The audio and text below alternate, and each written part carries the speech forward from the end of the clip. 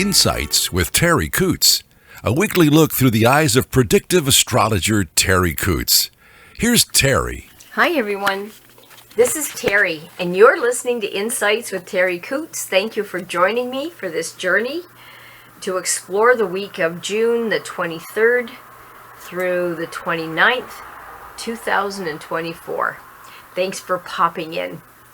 Time is such a valuable thing, and the older I get, the more I realize just how very, very valuable time is. So I thank you very much for yours. Now, we are in a very, very strong Cancer energy. It's in the sun sign, it's in Mercury, it's in Venus. It's a very unusual time to have this many planets in it, and the changes that took place all kind of on the same time. So it didn't give us and our bodies and our mind a lot of time to adjust to it. So some people may find last week, this week, and next week a little tiny bit of an emotional roller coaster, because it's a very emotional energy field, very, very emotional. You'll cry at commercials. You'll say, why the tears? If you laugh, you may laugh so hard that you need a Kleenex. Just emotions. You may understand a movie on a level that maybe you hadn't before, because the emotions are so strong and so vivid. And it's psychic. Cancer energy is psychic, especially in the feelings department. So just be prepared for a little bit of a roller coaster. Nothing wrong with a roller coaster. Some people pay to have that experience.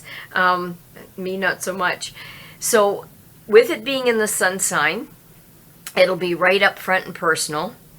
In Mercury, how we think and how we process things, that turned on the 18th, and it turned on the 18th in Venus as well to Cancer. So they both turned at the same time, which is like a tsunami of emotion. So just expect that, not just from yourself maybe, but from the people around. I find even with my dogs are amazing, amazing barometers. So I can sometimes predict how I'm going to behave by the dogs, and you might find your little dogs a little bit more, when I say needy, I mean they just need to cuddle, they need to sit in your lap, they may need to want to sleep beside you, they might need to look up every once in a while and see where you are. I don't think there's anything wrong with that. I like my dogs to be cognizant of where I am and what I'm doing. When I was doing a training session with somebody today, talking about emotions, she looked fine. We were just about to do something. Her dog's reactive, and she was concerned about somebody getting bit. And I am concerned about somebody getting bit, namely myself. So I didn't see it in her body. Honestly, I missed it. But there were two dogs here. Her other dog got real, just pulling to get away, ready to, just dive out of here, all cowery and icky. And I said, just stop for a minute before we go forward. I said to the woman, I said, are you bothered right now? She said, no. I said, are you afraid? No. Are you anxious? No. I said, check in with yourself for a minute, just before we proceed, check in. And she said, wait a minute. She said, I am. She said, when you asked me, I would have to say no, but she said, checking in, I am nervous. I'm afraid of how this is going to play out. Is the dog going to, do something? I said, I won't let the dog harm anybody. We're going to keep this safe. But her dog's body language showed me what she was feeling. She didn't know. She really and truly didn't know, and I couldn't tell by looking at her, but there was no reason for the dog to act that way, because nothing had happened to the dog, and the dog did not listen to the communication that I was telling to the people that this is what we're going to do in a few minutes. So the only logical way, putting psychic ability of the dog together with logic, is the dog was catching the anxiety that she had right down the leash. So with this emotional time, be cognizant of your animals around you, because they pick up your emotions, your children, people. They may not be able to articulate it, even babies. They may not be able to explain it. They may not even be aware of it, but it doesn't mean it's not there. So just pay attention to what you're feeling. Check in with yourself every once in a while. It won't hurt you to do that. And then Mars, the planet of our drive and our passion, that's in Taurus, which is still the bull. We moved from Aries not that long ago. I felt like it was in Aries for all my whole life. It was so long in Aries. But now we have a little bit less impulse and a little bit more determination, a little bit more stick-to-itiveness. And we'll just watch for a little bit of stubbornness. If there's anybody around you that you know is going to be stubborn about something or drag their feet in a situation, this is the time that they're going to do it. Just seems that when the bull comes, all of our stubborn and determination start to rise up, kind of like seaweed on the surface of the water. Now, you can use that to your advantage. You can take that determination and accomplish something that you've been wanting to do. As warm as it was this week, I know a lot of people were complaining about it. I found it uncomfortable, but the heat doesn't bother me as much as it does other people. I had to be very careful of my animals because they would actually tell me how warm it was without me knowing truly. But the determination of the bull, I was out there pulling weeds and cutting those vines and, doing farm things in the middle of the afternoon because I had a little bit of time off, rescheduling some of the training for the dogs because it was too hot for some dogs. But I was determined to get it done. And the sweat was pouring off of me. And all I'm thinking of calories are dripping right off of me. How cool is that? So use it to your advantage. We did have a full moon on top of everything on the 22nd, which is just actually, for me at this point, while I'm doing this podcast today, actually. So you're still going to feel the effects of the full moon. It takes a little while to go away. And the full moon was in Capricorn, which would give us an opportunity to look at things and adjust some behavior patterns, be aware of them, to realize them, and then be able to make a plan to fix this. The ruling planet of Cancer is the moon.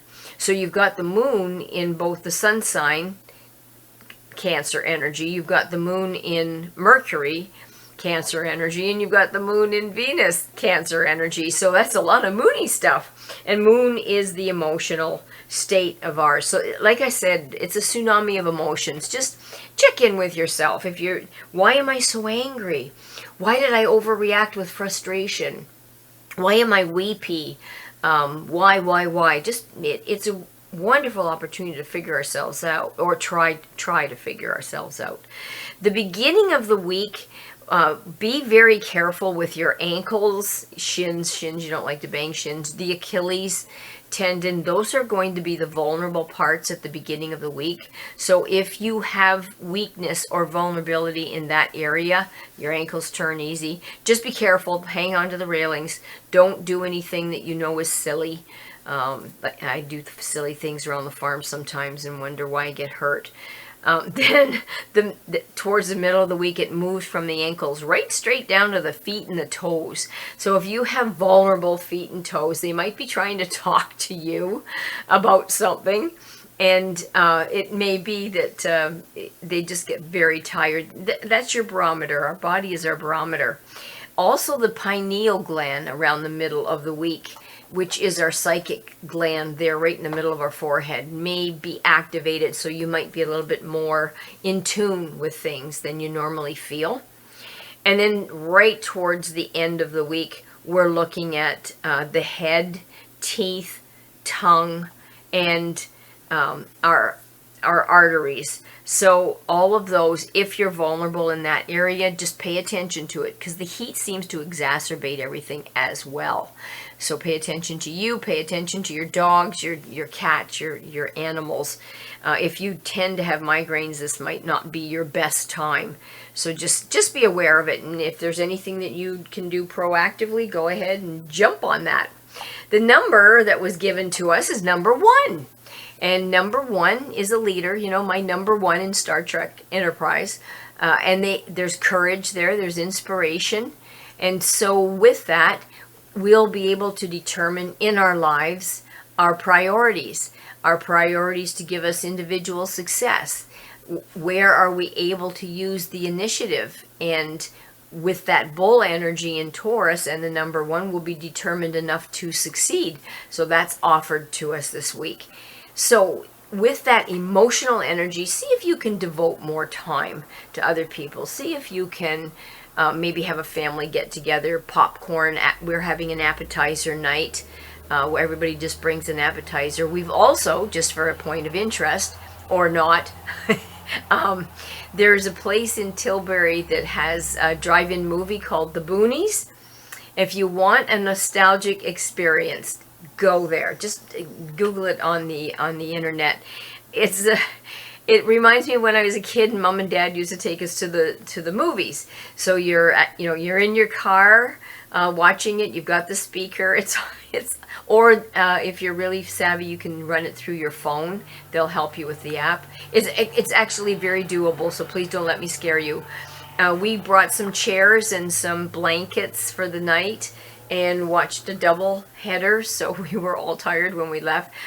They have a food bar, so it was fun. If you just want a very reasonably priced thing to do, I think they charge by the car, and something nostalgic, it's really cool. So that family, just get the family together and do something like that. We have as well, for a family thing, and this is a family week, we have taken an old sheet and hung it over the fence, and my daughter-in-law downloads a movie, and then it projects somehow, some magic way technology does, onto this sheet while we're all sitting outside eating popcorn with a fire behind us. And again, it's fairly cost efficient. You're not hurting anybody. We watched the movie outside. It was lovely, cool breeze. I don't have insects here because of the ducks and the chickens, so we could be outside and not be bothered by the insects. It's also a wonderful fall thing to do, but this week particularly is a family thing. So get your friends together and your family. Do something fun with that number 1. You can be very creative with that. Number 1 wants praise, so don't be afraid to praise people. I'm always telling people that come with their dogs, yes, this is how we correct, but we can praise too. We should praise them. Be very careful of domineering. People may try to dominate you, or you may find that you're domineering. Don't. If you have that kind of nature, get off of that little pedestal, and don't accept it, and don't offer it. And good management skills with number 1 is coming at us, so that we can achieve glory and maybe high social status. But so all of that is yours for this week. I love it.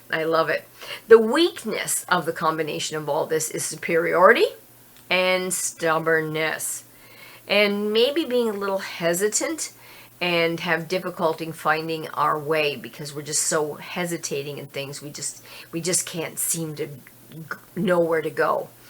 And maybe a little help that we don't get, and support that we don't get from others, and that can make some people feel lonely. So make sure that you're out there supporting people and making them feel good about themselves, and check around, see if anybody's feeling lonely at all. It would be nice to do that. Now, as I said, this is general. A couple of the cards that I pulled, one was the same as last week, which was that message, hearing good news, taking some kind of news and turning it into a real creative new set of reality, to alternate facts, I think somebody had said one time. But getting creative and taking that news and taking it far and creative and really in somebody's best interest. Also, opportunity. There's going to be a door that opens for some of you. Opportunity knocks, and if the opportunity knocks and it feels good for you, don't be afraid to go right through that door like the Nike girl or boy that you are. Now, on that note, I hope you have a wonderful week, everyone. And I hope it's a little cooler for you than it was this week for most of us. Would like to take the opportunity to thank Charlie O'Brien, too, for putting this up on Spotify podcasts, Apple iTunes, Amazon Music Podcasts, SoundCloud, and YouTube. Then he gives me the link, and I put that up on Facebook. Thank you, Charlie. And he created the website www.terriworld.com. And if you have missed any of the podcasts or you'd like to just go back and listen to them again, he's archived 4 or 5 of them on the website. And he's done a really good job. So if you need a website or anything that's technical, he's your man. So thanks again. I hope you enjoyed this podcast. And have a wonderful week. Stay cool. Watch your dogs, and your cats and your animals. Don't let them overheat. It's very, very easy to do right now. If you need dog training or if you need a reading for yourself, don't hesitate to text or call 519-726-6699, or you can email me at terri.coutts@gmail.com. Thanks again, everyone. Have a wonderful week. Bye for now. Thanks for listening to Insights with Terri Coots. Visit Terri's website at terriworld.com. TERRI world.com.